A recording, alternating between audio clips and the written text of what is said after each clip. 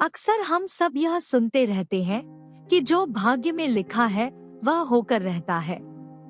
विधि के विधान को कोई नहीं बदल सकता। जो हमारे भाग्य में लिखा है वह होकर ही रहता है। क्या यह सच है? संसार में इसको लेके दो मत है, कोई मानता है और कोई नहीं मानता। कोई भाग्य को मानकर चलता है कि जो भाग्य में है वह होता है, तो कोई कर्म को मानता है और बोलता है कि हम अपने कर्म से अपने भाग्य को बदल सकते हैं। इसमें हर किसी की राय अलग हो सकती है। आपकी क्या राय है हमें कमेंट करके जरूर बताएं और वीडियो में आगे जाने से पहले वीडियो को लाइक और चैनल को सब्सक्राइब जरूर करें। चलिए आज विधि के विधान को समझने की कोशिश करते हैं।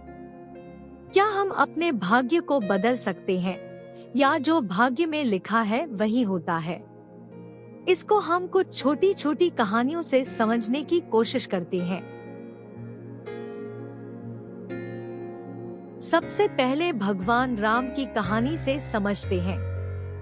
एक रात पहले तक भगवान राम का राज्याभिषेक करने की तैयारी चल रही थी। हर तरफ खुशियां मनाई जा रही थी कि राम का राज्याभिषेक होगा और हमारा अगला राजा राम होगा। लेकिन राम के भाग्य में राजयोग नहीं था। राम का भाग्य पहले ही लिखा जा चुका था।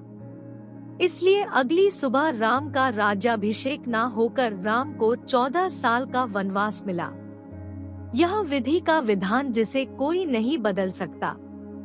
यहाँ तक कि भगवान भी नहीं बदल पाए और उनको अपना राजपाट छोड़कर वन में जाना पड़ा। अगली कहानी हम माता सीता से समझते हैं। राजा जनक ने अपनी लड़की की शादी एक ऐसे राजा से करवाई जो महान था, शक्तिशाली था और जिसका हर कहीं नाम था। राजा जनक ने सोचा था कि उनकी लड़की को हर वह सुख सुविधा मिलेगी जो वह चाहते थे, लेकिन सीता के भाग्य में तो सुख सुविधा नहीं थी। उनके भाग्य में महल में रहना भी नहीं था। सीता को भी भगवान राम के साथ वन में जाना पड़ा। यही है विधि का विधान। हम चाहे कितना भी सोच ले, लेकिन जो भाग्य में है वही मिलता है।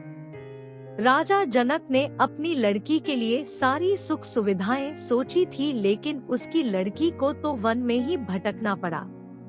विधि का विधान अभी खत्म नहीं हुआ था।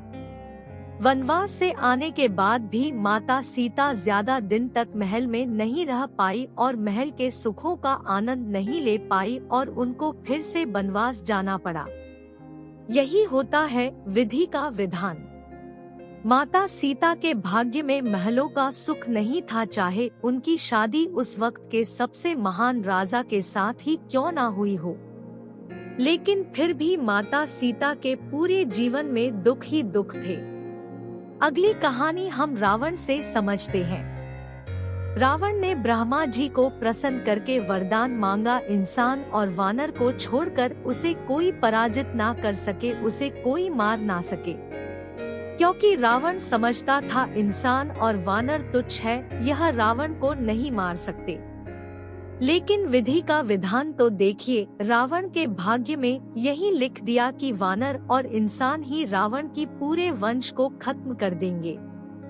ऐसी बहुत सारी कहानियां हैं जो हमें यह सिखाती हैं कि विधि के विधान को कोई नहीं बदल सकता। विधि का विधान ऐसे ही काम नहीं करता है। एक रूपरेखा तैयार की जाती है, तब जाकर यह काम करता है। अगर मंथरा कैकेयी को नहीं भटकाती और कैकेयी राजा दशरथ से अपने वह 2 वरदान नहीं मांगती, तो ना तो राम को वनवास होता, ना ही सीता को वन में भटकना पड़ता और ना ही रावण का वध होता।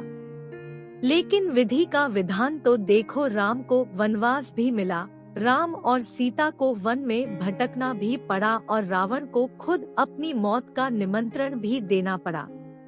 रावण ने माता सीता का हरण कर लिया और राम को खुद अपने पास ले आए। यह सभी विधि का विधान ही तो है। हमारे भाग्य में जो लिखा है किसी ना किसी तरह होकर ही रहता है। कोई न कोई रास्ता उसके लिए बना होता है। यही विधि का विधान है। कुछ गलत होने के बाद हम अक्सर यह कहते हैं, काश मैं यह ना करता तो यह नहीं होता, अगर मैं जल्दी उठ गया होता तो यह हो जाता। यह जो हम हर चीज में काश लगा देते हैं, यही विधि के विधान की रूपरेखा है। जैसे बाद में रावण ने भी सोचा, काश मैं सीता का हरण ना करता तो मेरे वंश का विनाश नहीं होता। बाद में माता कैकेयी ने भी सोचा, काश मैं राजा दशरथ से अपने 2 वरदान ना मांगती तो राम को वनवास नहीं होता और उनके ऊपर जो दुखों का पहाड़ टूटा वह पहाड़ नहीं टूटता और सभी खुशी खुशी अपना जीवन व्यतीत करते। तो दोस्तों, यह थी विधि के विधान को लेकर एक छोटी सी कहानी। शायद आप समझ गए होंगे कि विधि का विधान कैसे काम करता है।